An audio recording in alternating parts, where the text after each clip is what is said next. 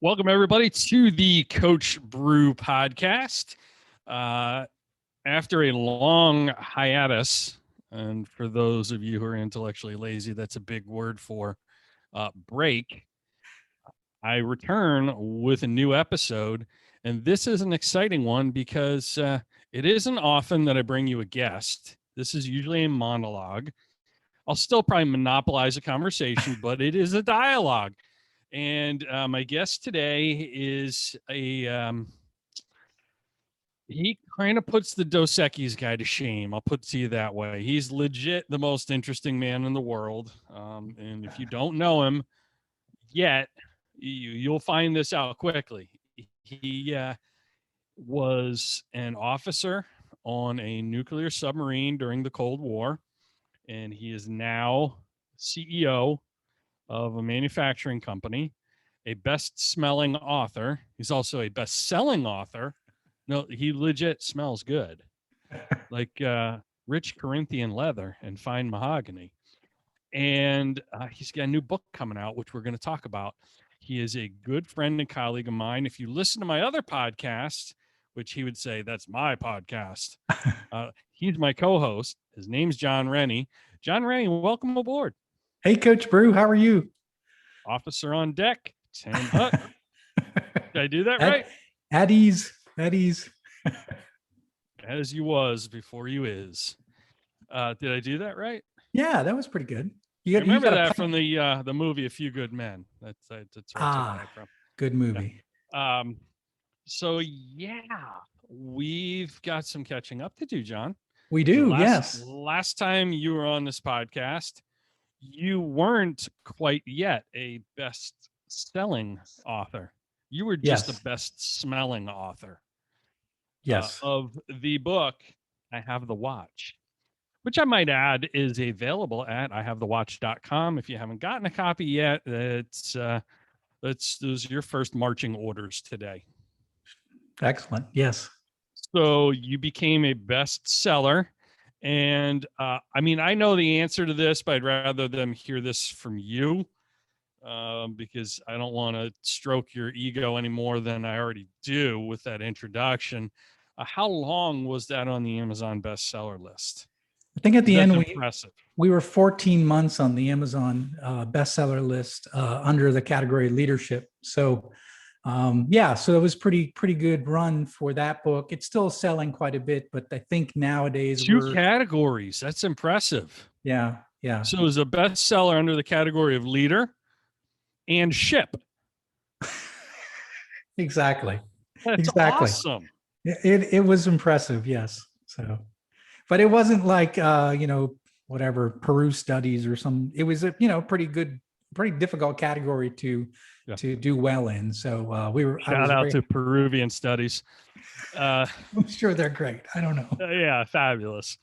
So no, I wanted you to share that because there are so many people who game the system and put a category, like they'll have a legitimate or what they believe is a legitimate leadership book, but they'll categorize it under like Peruvian studies or podiatry or animal husbandry and sell half a dozen copies and call themselves a best-selling author.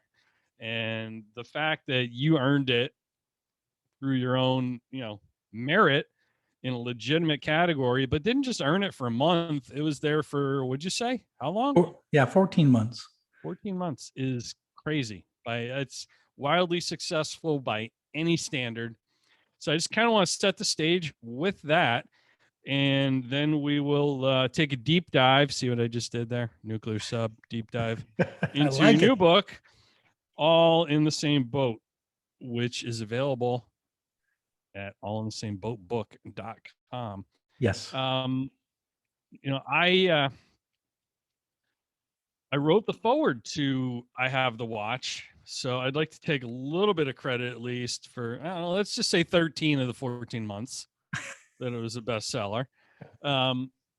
Didn't write the forward to All in the Same Boat.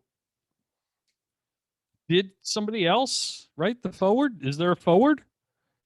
Today, should I feel slighted and offended that after getting you a bestseller for 13 of the 14 months, yes, I wasn't automatically invited back to be the forward writer, the writer of Forward? there is no forward to this book as of yet. So much better now. As of yet. So the book is in pre-order right now. It's in final review and production. It will be out by May 15th. So we're in pre-order right now. Just in time for Mother's Day. Right, exactly. Yeah, that because that's a big reading season, right? Mother's Day. Big reading season for moms. Right. Forget the mommy blogs and cookbooks and all that crap. Yeah. They're definitely they are a huge submarket for leadership books in about officers serving in nuclear subs. Correct. Yes. Yeah, they're really into patriarchy driven military subgenres. Yes. So literally just in time for Mother's Day, head on over to allinthesameboatbook.com and get your mom, grandmom, your neighbor's mom, everyone's mom a copy. Yeah, why not? I think but seriously, John, you did ask me to endorse the book, and I feel like that is I'm probably an okay author, like maybe okay. I don't think so. I think but where I really shine is writing endorsements for other people's books. Yes. And that's like, if there were a superpower that I possessed, it's that. I remember writing an endorsement for my friend Dr. Rob Bell's book. It's called Don't Should on Your Kids. And it's he's a sports psychologist who wrote a book about how to be a sports parent, because so many parents like should on their kids. Like, you should do this, you should do that, right, you shouldn't right. do this. Yeah. So he asked me to endorse it, and there's an entire chapter on the evils of participation trophies. So my endorsement was, if you read this book, I will send you a participation trophy. If you read the whole book, that's what it was. If you read this from start to finish, I'll send you a participation trophy. And I was just joking with him. Yeah. He said, "Hey, can you endorse my book?" I just sent him that as a goof. He's like, "That's perfect. I love it." I'm like, he's serious. I wasn't. He is. So you asked me to endorse it. Yes. And I just decided that I would channel that creative side of my personality. So for those of you who haven't immediately rushed on over to allinthesameboatbook.com and bought a bunch of copies yet, and you're still on the fence, I'll put it to you this way. My endorsement of this book, which is fabulous, the book, classic. not the endorsement, is that the movie Titanic would have had a happy ending if Rose and what was the guy's name? Jack Rose. And Rose, Leonardo DiCaprio, would have read All in the Same Boat. Yes, that's perfect, Coach Bru. That is going in the book because it is uniquely you, and it is very true. And everybody knows that Jack could have lived, and there was plenty of room on that piece of debris. But wasn't Rose, it like a door? Wasn't it a door? Like a door, the top of a door piece or something. Yeah. Yeah. So like everybody knows, like you can fit two people side by side on the door. Come on now. Yeah. They could have been all in the same boat, but instead, well, all on the same float. The options are endless. Yeah, absolutely. But in all seriousness, it is a great book. Right when I thought you couldn't top the first one, you went and outdid yourself. Tell us a little bit about like kind of how long this is in the works, what the genesis of it was. What I find most interesting often isn't just like the contents of a book, it's the backstory. What I find most interesting about songs isn't the music, it's the story behind the song. And same thing with movies, like these things that entertain us, it's often the backstory that's more fun.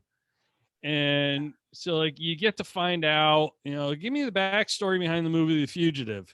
Oh, remember when Harrison Ford's running away from Tommy Lee Jones' character in that enormous Drain. sewer drain? Yeah. Yeah. And he gets to the end right before he jumps and he says, I didn't kill my wife. Do you remember what Tommy Lee said? No, He I don't just looked remember. at him. He said, I don't care.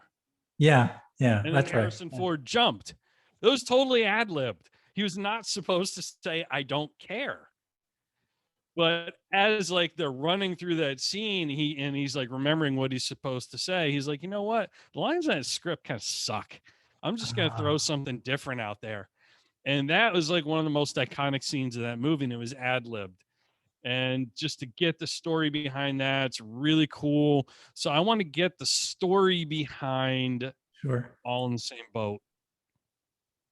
I probably about 8 years ago, I started writing leadership articles. It was a point in my career. I'd done 22 years in corporate America. I did 5 years in the military. So I just felt like, after seeing so many crappy managers in corporate America, I thought, well, maybe I'll start sharing some leadership thoughts. And I started writing a blog and starting writing articles on a couple of different websites. And then, that was just about the time that LinkedIn started coming out with your article that you could write long prose articles in on LinkedIn. And I wrote one article way back when called 10 Things I Learned Living and Leading on a Nuclear Submarine. That was the article. And it had, it just went all over the world, that one particular article. It was 150,000 people shared it, liked it, spread all over the place. And I was like, the sub. Yes. Yeah. So it went all over the place. And and so that was, and I wrote many other articles, but that one really had a lot of popularity. Yeah.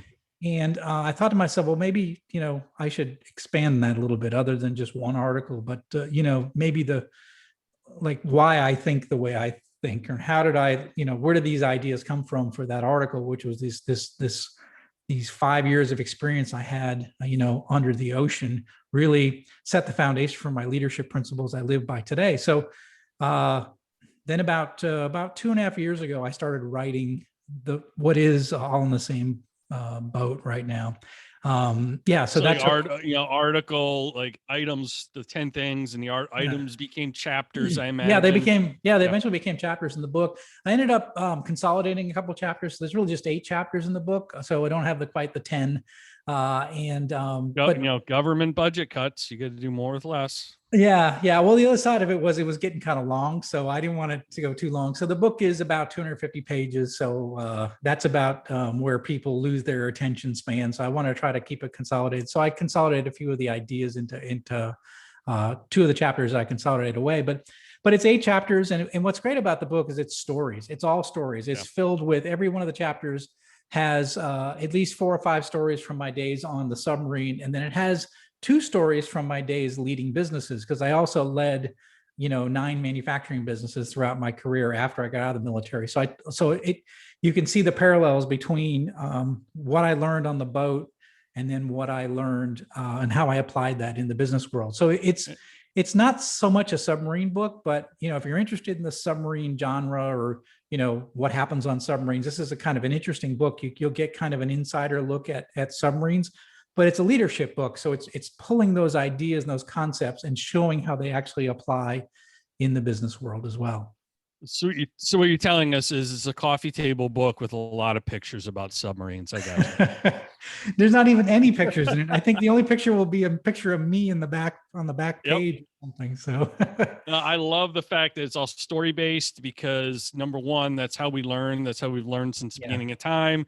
Cavemen drew murals that told stories on the walls of the cave. Like, here's how to avoid being eaten by a saber-toothed tiger. It's just how our brains are wired. But also, there's so much bullshit and jargon and fluff out there in the leadership space, management consulting, blah, blah, blah, that it's all theory and no practice. Yeah. Whereas yours is real and it's based on real experience, and it's something that you can the reader, you, the reader, can apply the minute you get done turning the page on that chapter. If, say, you're reading a chapter on your lunch hour and then you're about to go lead a staff meeting. Yeah. You can apply that skill, that hard skill or soft skill, immediately. It's Right. not just a bunch of theory and fluff. And that's what people are looking for, because there are just so many bad books out there that are written by people who are basically taking the approach of, here you go, try this, this, and this. Let me know if it works, then maybe I'll do it. Right. Yeah. Yeah. No, this is real world. These are events that really happen. Now, I changed the name to protect the innocent. On the other side is I have a disclaimer that I'm old now, and I was young when I served on the boat. So it's my best memory of the situation as I remembered it, and have remembered it over the years. And when you change names to protect the innocent, what that also affords you the opportunity to do is take a little creative license. Yes. Yeah. I may have put some people that you might see some names in there that I have as people, my rivals in the world might come up in a name or two. So perfect. There is one chapter that I love. It's called "Run Your Ship Like a Captain." And there is a story there that just by the very description that I share with you, it just makes me giggle no matter how hard I try not to. There's a story in there about a young seaman. Yes. And I can't say that without giggling and can't keep a straight face. Can you tease the story a little bit without giving too much of it away? Can we talk about that? Or what can you tell us? Because I just think that is it's funny, it's fun, it's exciting, but there's also a moral to the story. And if you work in training and development at any kind of company, this is going to resonate. Can we talk a little bit about that? Yeah, I want. So this chapter is called "Run Your Ship Like a Captain," and one of the things that's really unique about a captain of a submarine is it's almost like a college sports coach, like similar to what you were in your past career. In that, every time we went on deployment, every time we went on patrol, and we came back, we had a shift of the crew. So you had a lot of people leave, and it could be senior people. And then you have a lot of like junior people or different you fill in all the slots. And so you would have all these about 30% turnover every patrol. But the captain's responsibility, just like a coach's responsibility, is to train up the new people, make sure they knew what they were doing, and make sure that they weren't a liability to the operation. And one of the reasons I call the book "All in the Same Boat" is that we were all in it together. Right. There wasn't a lot of special privileges on a submarine. There wasn't a lot of space. Right. So it didn't matter if you're an officer, a senior enlisted, junior enlisted, we were all in it together. And even the most junior sailor could turn the wrong valve and cause us all to die, or make the wrong decision, or do the wrong thing on the Fairwater Plains, and all of us are gone. Right. So we had to make sure that even the most junior person could do their job. And that's part of what we did. We trained, we drilled, we did a lot of repetitive things to make sure that it was like muscle memory. You knew exactly what to do at any point in time, just like you do with a sports team, with drills and practices and running plays, and until it became automatic. And this is the way it was. Train the way you fight the way you train. Yep. Yeah, exactly. So, one of the stories I tell in the book is, again, a young seaman just came to the boat. And we were out in the middle of the deployment. I was relatively senior at that point. I was actually what they call a drill monitor. So I helped run the various casualty drills and events on the boat. And I would take notes as to make sure the sailors were doing everything they were supposed to be doing. The officers were doing what they were supposed to be doing. And we ran this one drill, which simulates that there's somebody on the boat that has gone rogue, and they're in the missile compartment and they're damaging equipment. So that's the way the drill is run. And it's called a disaffected crew member. And we're supposed to, there's a certain, we go find that person and apprehend them. But one of the parts of the drill is that we secure all that we close and we dog all the hatches. Dog just means you lock that hatch. And, on on a submarine, these are these big round, probably 5 foot, diameter doors that we go in and out of. And so I was watching this young seaman. He locked the door, Of course, he was issued a shotgun. We issue small arms when things like that happen. So he has a shotgun on, he's dogged the door, and his job is to make sure nobody passes through that door. So my job was nobody. So my job was to observe this young seaman, the youngest person on the boat, to see how he does in this drill scenario, and to see how his training is, right? And so, the first person that comes to that door just so happens to be the captain. The captain was walking around the ship. So this is the most senior person on board the boat.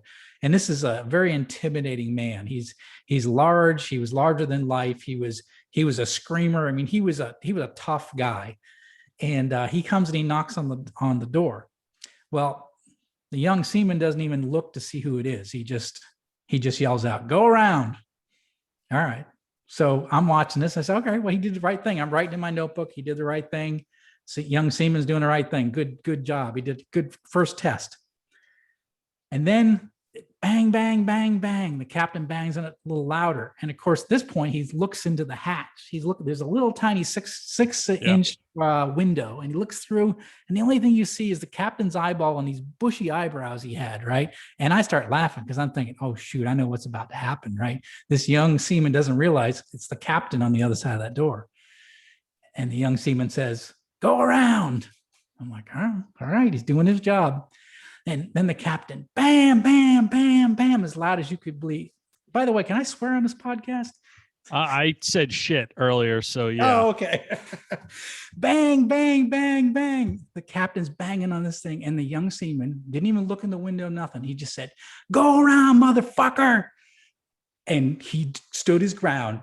And he had no idea that the 06, the captain, the man who runs this warship, was on the other side of that dog door, and he wouldn't let him through. But that was an example of the training that he did his training, exactly what he was supposed to do, even though the captain was on the other side of that door. And that it was just one of those moments that was funny, but it was also showed an example of how effective the training was. This young kid, just new to the boat, knew exactly what to do in that scenario, and he wouldn't let even the captain through. So what was the captain's reaction after that? So this is kind of neat. I told it in the story that the captain actually sought him out later on, not in the moment. He was still angry, but later on he sought out this young guy, and he told him that he did his job and he's proud of him, that he did exactly what he was supposed to do. And he said, "You're not to let anyone through that, including me. You did your job." So that's kind of a neat story, but just one of those funny things, like, when you see a young person standing their ground, they have no idea what's on the other side of that door. So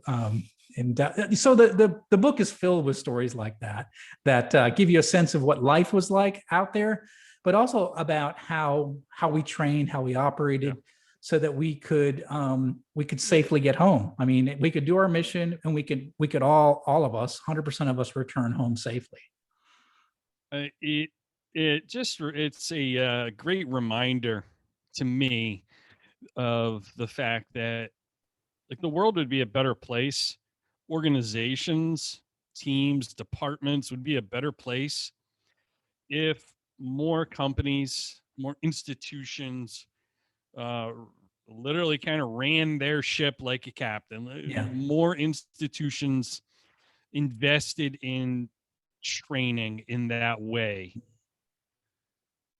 because there's attention to detail and accountability at a level that's probably unparalleled anywhere else. Like you said, someone turns the wrong knob or pulls the wrong lever, we all die. Right. Right.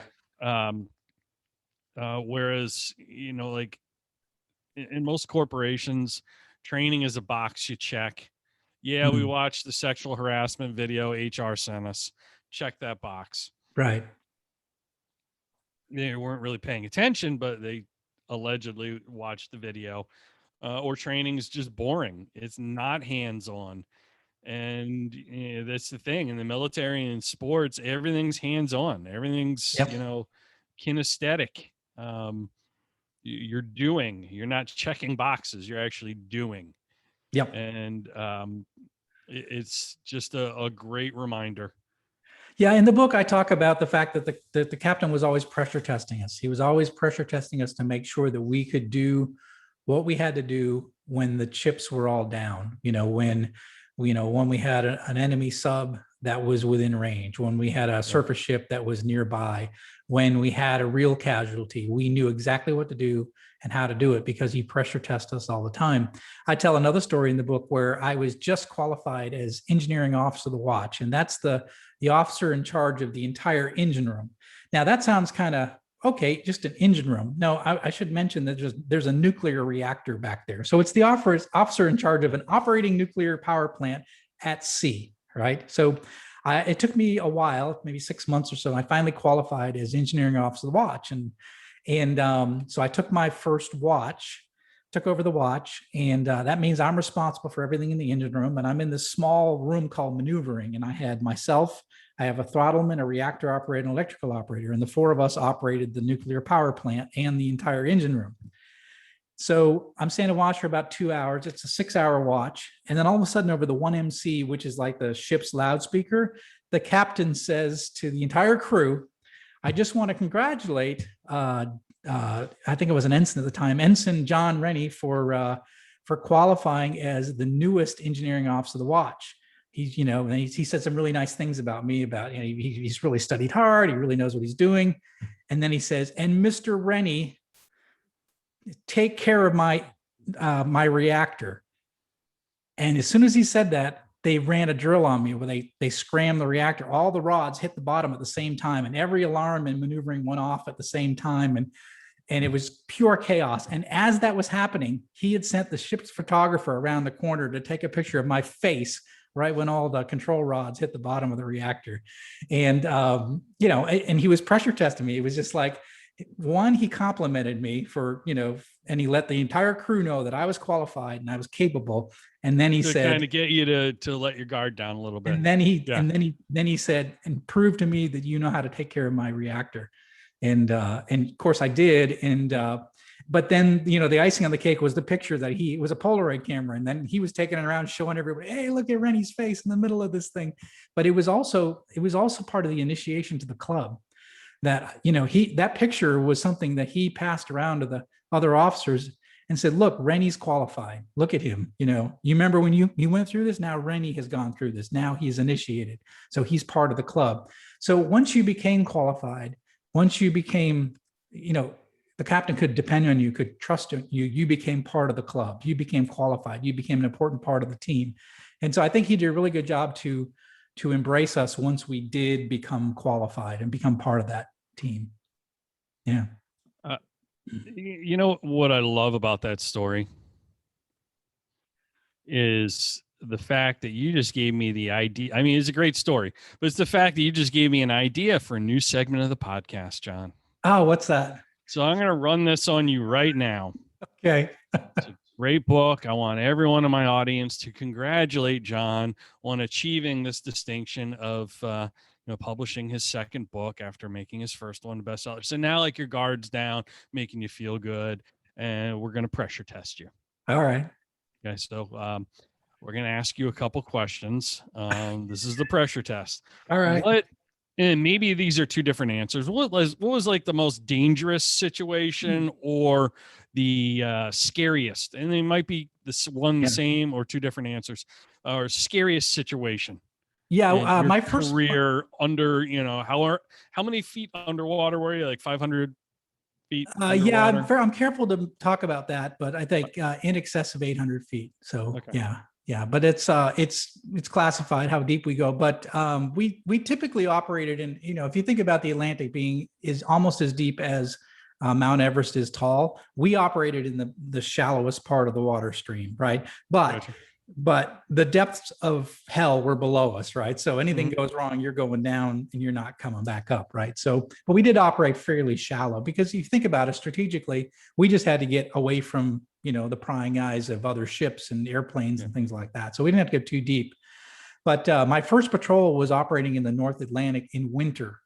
And, I think I always thought like, well, as a submarine, you get down deep enough, you're not going to feel the waves. Well, not in the North Atlantic. We were down 200 feet in the ocean and we were taking rolls, 30-degree rolls back and forth. I mean, it was just brutal. And this was about 14 days we were in this storm. And I was the junior officer deck and had to take the ship to periscope depth. And we did what's called a snorkel evolution where we run our diesel generator. we just got beaten and battered, and just it was a rough for everybody. I mean, everybody in the ship was sick. And during that snorkeling operation, as we ran the diesel generator, they have the thing called a head valve, right? And so it's kind of a cool thing. It's a little stubby mast that sticks up, and that's actually your input, your intake and your exhaust for your diesel generator. Well, it has a little thing on the top where if it ever gets water over that mast, it shuts those valves so you don't get water inside the diesel. Well, as it turns out, I didn't know this at the time, but when that valve shuts, it starts sucking air from the submarine to run the diesel, and then the exhaust ports into the submarine, the people space. So as we bobbed up there for about 15 minutes at trying to run the diesel, I mean, we were bouncing all over the place. We were just, your body getting thrown around. By the time we went back down below periscope depth, I mean, they turned the lights on, and it was just, everybody was just beaten, tired, exhausted, because we were trying to keep the ship at periscope depth, and the wave action kept trying to draw it to the surface in what's called broaching. And so it was a hard work to keep it at one level, and just getting beaten, battered. And then when the lights came on, the whole control room was filled with diesel exhaust. So it was just like, and you're nauseous already, and then it's like a smoke-filled room, and you're just. And what's interesting about that time in the North Atlantic in the wintertime is that was like the high water mark for me. Like, I got through that, and nothing I did after that point was ever as difficult as that one day, those 14 days in the winter, but also that one watch. And it became like a high water mark. Very unexpected pressure test of sorts. It was. And I think after going through that, I kept thinking to myself, at least it's not as bad as that day I went to periscope depth in the winter Atlantic. So it became like whatever I did the rest of my time on board was never as hard as what happened that day, and how difficult it was, and how stressful it was. And so it gave me a perspective, and it made life a little bit easier for me, because I'd been through, kind of the worst of it. And the rest of my time, I never faced that kind of challenge again. And in the book, I tell the story that my grandfather was actually a World War II. He served on a destroyer escort.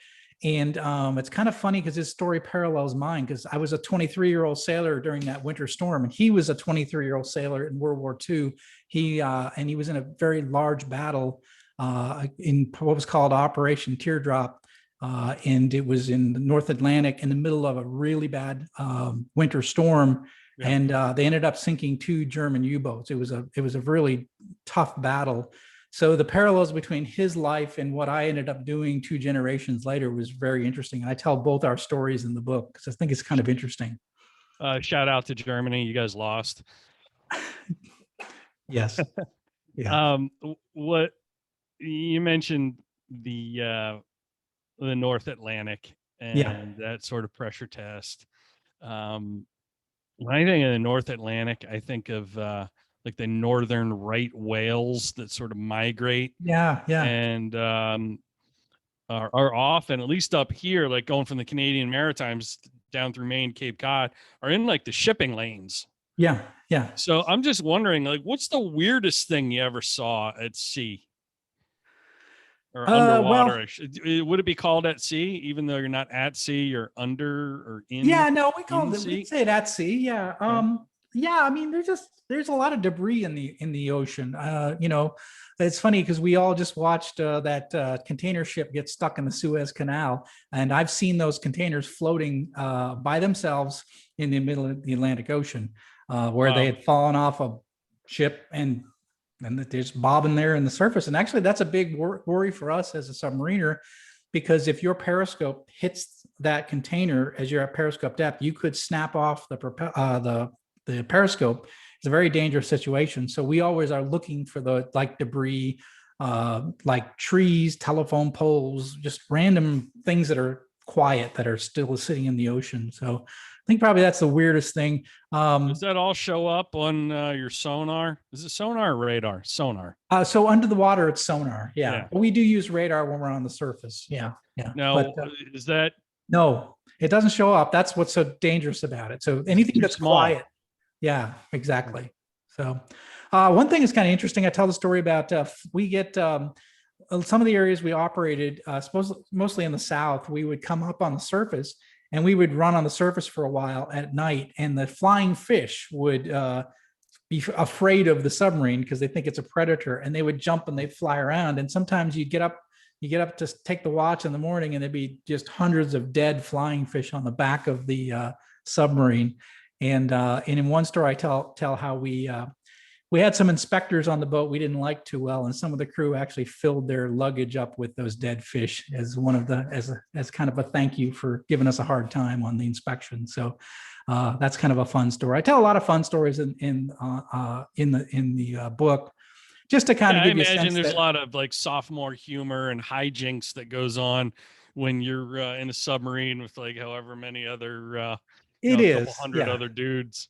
Yeah, it is. There's a lot of humor. I mean, I talk about the crew. I mean, it was always there was it was almost like a sports team, I would think is a good analogy. There was a lot of smack talk. There was a lot of pranks. There was a lot of humor.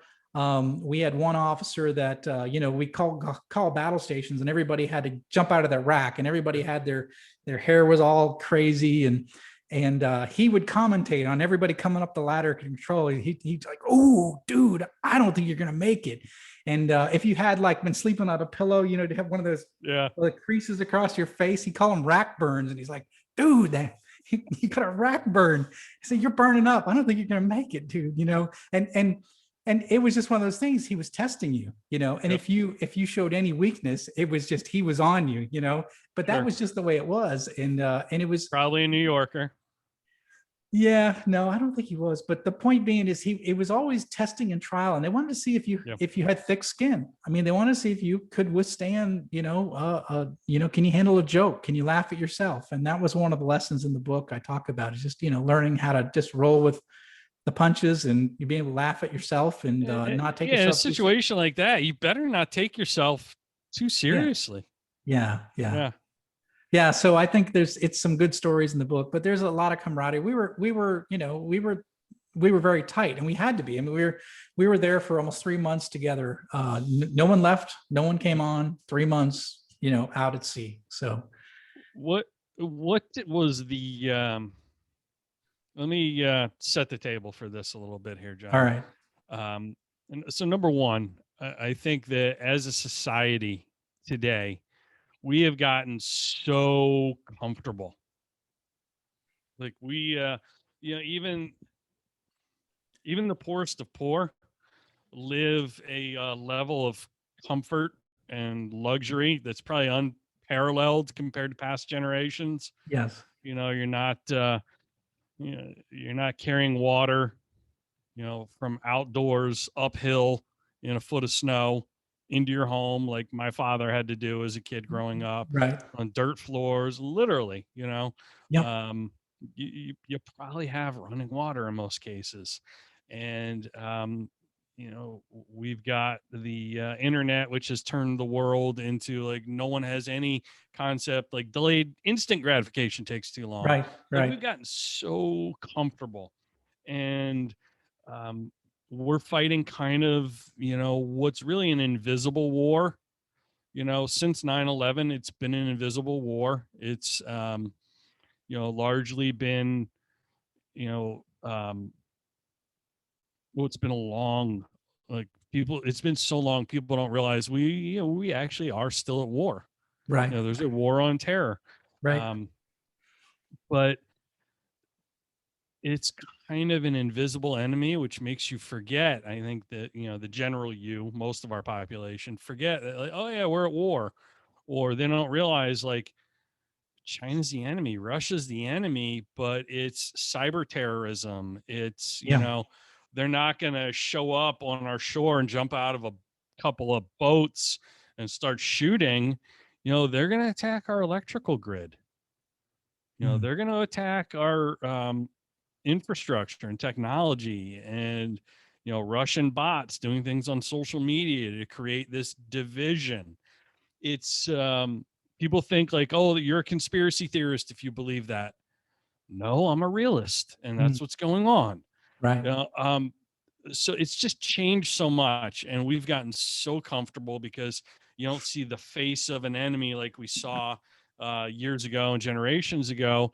During the Cold War, what was the kind of the scariest reality for all of you? Like, this could take a really ugly turn that would Yeah. have global ramifications and not end well for anybody. Yeah, I think probably the biggest scare, I mean, we carried, very destructive weapons on board. We were part of the strategic deterrence for protecting the country in the case of a nuclear war, essentially. So the nice thing about, if you want to call it a nice thing about the Cold War, is that you had two nation states that had pointed very serious weapons at each other, and those weapons kept the peace, right? Everybody knew what would happen if you started releasing those weapons. So those weapons, in a way, kept the peace, and that's what I did in my career. But I think one thing that was scary was, is that I saw the end of the Cold War while I was a submariner. So we saw there was a major coup that happened in Russia, and there was a time when I was deployed that we didn't know who had control over the nuclear arsenal in Moscow during that coup, and that got a little shaky because you train, the destructive capabilities of the warship you're on. But you also know that we've had 40 years of history where we haven't used them, right? Yeah. So you think that, all right, it's not going to happen on my watch. I'm never going to have to deploy these things. They're just guns pointed at each other and no one's going to fire, right? But when you don't know who's got control of I don't know if they have a football like we have in the nuclear football. Yeah. I don't know. We didn't know who had it, and at that point you get a little nervous about what could possibly happen. So I think that patrol, I was probably the most nervous, like, oh shoot, like if I have to, do it, will I do it? Will I, because we were just an extension of the president. The president said launch, we launched. I mean, we were just an extension of him, but yeah. And our button's bigger than yours, by the way, and it actually works. Yeah. So you didn't have the benefit of like the leader of another country tweeting to the leader of our country, like, Right. Yeah. So is this? I've got a button too. Yeah, but ours is bigger and it actually works. Right. Might be the greatest line of all time. I know. So we didn't have Twitter. We didn't have Twitter back in the day, sadly. Yeah, so there's no clear cut knowledge of that. It's just so interesting. Yeah, but I think that's probably the one area that it was a little bit kind of. I was deployed during the first Desert Storm, but for what our boat's capability was, we didn't really get involved too much with that. But during the coup in Russia, that got, when we started hearing there were tanks like firing on Parliament or whatever they call Russia, but it was just holy cow, like, yeah. So, anyways, it got us all thinking, what do we have to use these? So, yeah.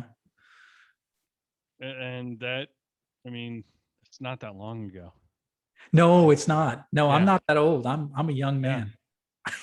No, seriously. Like, when you think about it, it's really not that long ago, but it's so far from most people's memories. Yeah. And the reason I bring that up is I think we need to be reminded of that. Like, the game's changed, but we're still very much in, if you want to call it a game like that. Yeah. I was on a podcast. It was hosted by a young millennial, and he said, "Oh, it says here you're a Cold War submariner. What is the Cold War? What is that? What does that mean?" And I was like, "What?" It just means I was stationed in the Arctic. Right. So I think, but you say it's not that long ago, but I think the people have forgotten about, that period of time after World War II until really 1991 or so, 92. It's a shame we don't teach civics and history anymore. Yeah. So, but it's one of those things. I was just shocked at the question. I was like, wait, what? You don't know what the Cold War? He said, well, I heard about something on a video game once. I was like, oh shoot. Okay. Yeah, it's just like Fortnite. It's just like Fortnite, but I was underwater, kid. That's it. Right? That's it. Fortnite. Yeah, and the dances. Yeah. I Here for the future. 20 years, our country is going, folks, in 20 years, our country is going to be led by a group of kids who are homeschooled by day drinking parents. Think about that. Yes. Yeah. As you know, the pandemic winds down, So true. so we hope. That might be the repercussions, but I want to encourage everyone to go get a copy of the book, All in the Same Boat book.com. While you're there, if you haven't already purchased a copy of I Have the Watch, pick up a copy of that too. Now, the cool thing about what Jon's doing with his book launch is fabulous prizes. Yeah. You're having a contest, and yes. It's some of the coolest stuff I've ever seen given away in a book launch. Yeah. Tell us about it.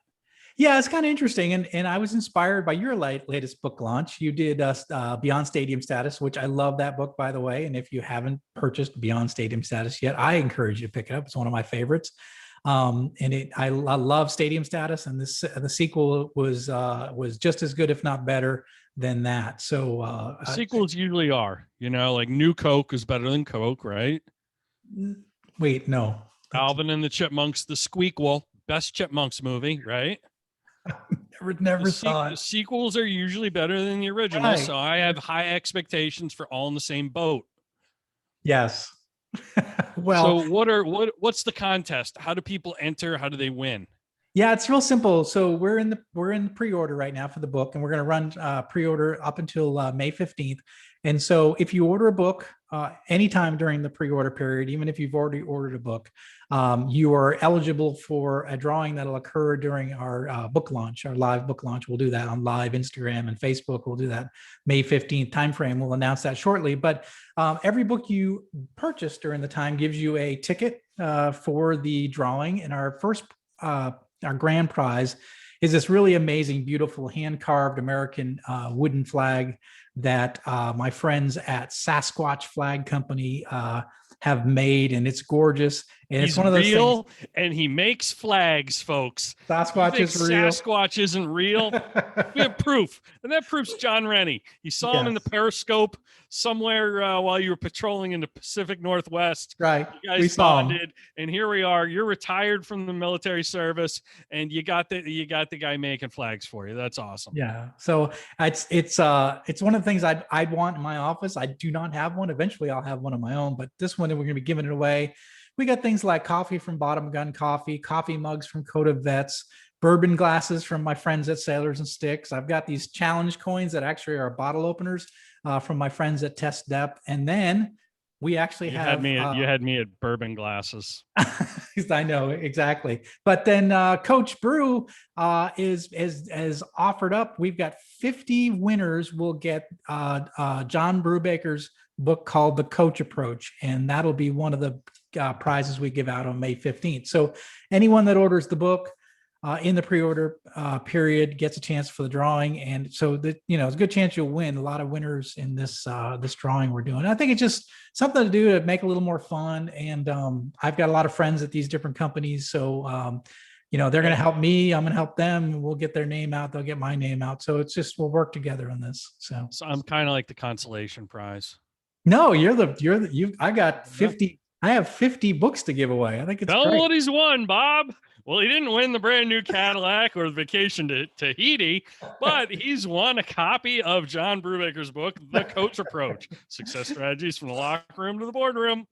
You could resell it on eBay for $5.99.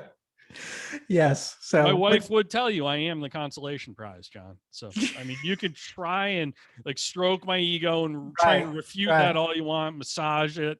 Not happening. I'm the consolation prize, and this contest is proof. You can win the flag, bourbon glasses, challenge coin, bottle opener, coffee, or The Coach Approach by Jon Bru. Yes. Well, it's the nice thing about your gift is that there's going to be 50 people going to win it. So a lot of people. I'm like the participation trophy. Everybody wins. No, everybody's not going to win because we've already sold more books than prizes already. So, sweet. That flag is awesome. If you've never seen these hand-carved wooden American flags, they're phenomenal. Sasquatch It's not really his name. It's not really Sasquatch. You know, the real Sasquatch is busy, you know, hiding from Sasquatch hunters. But Sasquatch Flag Company, it does amazing work. I was just on their site. He's got a cool Instagram as well. And it's just an awesome prize to win. I think everybody ought to have one of them hanging in their office or their den or their man cave. So that'll be really cool for somebody. Yeah, I just thought we'd do something to you know, I've got a lot of friends that, you know, different industries, different companies, and I wanted to try to feature them and they could feature me. So it's kind of win-win. We help each other out. So yeah. That's awesome. Yeah. And it also makes it, you know, it makes it fun for the author when you're launching something, you have a contest and it creates a little buzz around it. And, you know, we spend so much time marketing and promoting. It's just kind of fun when we get to do something novel and cool like that. Yeah. Awesome. Yeah, I'm pretty happy with that, and so I'm excited that we can do something a little bit different on this book launch. But yeah, so far the sales have been incredible. You know, as far as in the pre-order period, we've had sales to Australia, we've had New Zealand, we've had India, we've had Canada. It's another country, right? North. It's like America Junior, I call it. Yeah. America Junior, America's hat. I have to think of it as like your attic. Like you forget it's up there, but sometimes you go up and you're like, oh, there's some cool things up here. We just throw like all of our crap up there. And in return for punishment, they sent us Justin Bieber and Nickelback. I know. So I think we kind of got screwed in that deal. Absolutely. Yeah, and I actually sold one into Russia. It's going to Moscow. And it was like, oh, shoot, I wonder what I said about the Soviets in this book. You know, made me think twice about maybe. But I'm sure they'll appreciate the historic nature of the book. So, but somebody in Russia, he had a chance of winning vodka glasses. Right, exactly. No, there's no vodka glasses at all. So that's awesome, John. I'm really glad you came on. We didn't even get to the McKinley story. Oh yeah. No, there's a good story about. I think people need to buy the book because the McKinley story alone will be worth the price of admission, folks. Trust me. Yeah. And I will make this offer as I do. I don't do this for everybody. I do this for my good colleagues who I know do quality work and are incredible writers who actually practice what they preach. I make the following offer. If you buy the book and are not 110% satisfied with your purchase, I will personally buy it back from you. I will buy your copy back from you. So if you buy a copy of John's book and you're not happy, I'll pay you cash for it. I'll send you your $20, you know. That's awesome. And I say that because anytime I've ever done that, I've never had anyone complain or ask me to buy the book back. I did that with I Have the Watch, done that with our buddy Dr. Rob Bell's books. And extending that same offer because, you know, they're, we live in a society that I think the trust level of the public of anything, each other, the marketplace, anything has never been lower. Right. So, you know, I want to endorse and support things that I know my audience and my people really will value, enjoy, and get a lot of benefit from. And I want to encourage you to take my word for it, because if Jack and Rose would have read All in the Same Boat, Titanic would have had a happy ending. Yeah. It wouldn't have been Celine Dion, that song at the end of the movie. It would have been like Kool and the Gang. Right. Yeah. Celebrate or something. Right. Cool. I'll stop singing now. I'll stop singing. Head on over to allinthesameboatbook.com. The link will be in the show notes. Everything you need to know about this podcast and this episode and Jon Rennie and John Brubaker will be in the show notes down there. And yeah, you get your marching orders, sailor. Go buy the book. John, closing words. I'm going to let you take us out of here. No pressure. No pressure test. You get to end the podcast. Yeah. Thanks for listening in. Buy the book. Be part of this drawing that we're going to have on May 15th. This will be the most interesting book you'll read in 2021 when it comes to a leadership book. I guarantee it. It's definitely full of stories. If you have any curiosity of what life is like under the ocean, this is a great book. If you want to know how those translates into running a business, leading a business, you're going to love this book. So go buy it, and buy it now so you can get a chance to win some of these valuable prizes. On the same boatbook.com. We'll catch you in the next episode of the Coach Bru podcast. Thank you.